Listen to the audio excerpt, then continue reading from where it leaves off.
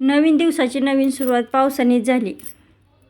पाऊस एवढा चालला आहे की काही कळतच नाही. मे महिना विसरला आहे आणि जून चालू झाला आहे का ते कळतच नाही. सकाळ सकाळ उठल्यावरती चुलीवरती म्हटलं आज चहा बनव. छान असा चुलीवरती चहा बनवला आणि एका ठिकाणी भाकरी द्यायच्या होत्या देवासाठी.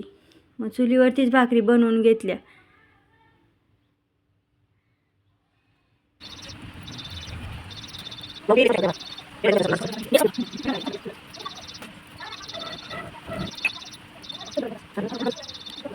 भाकरी बनवत होते, आईने शेळी खालचं झाडून काढलं. शेळ्यांची एक खोड आहे, झाडू मारून काढला का बाग परत घाण करायची. सगळ्या शेळ्यांची खोड अशी असते. नंतर टाकी आणायला गेलो, गॅसची टाकी घेऊन आलो. चुलीवरती छान असं आज बटाट्याचं कालवण केलं होतं, चपात्या बनवल्या होत्या. असं जेवण केलं आणि आम्ही गेलो बागडीला. दुपारी 2 वाजता गेलो होतो. संध्याकाळी येताना एवढा पाऊस लागला, घरी पार भिजतच आलो दोघीजणी. घरी आल्यावर छान असा चहा घेतला आणि श्लोक आणि बाबा निघाले वावरातलं पाणी काढून द्यायला. छान अशा बाबांनी घोंगट्या बनवल्या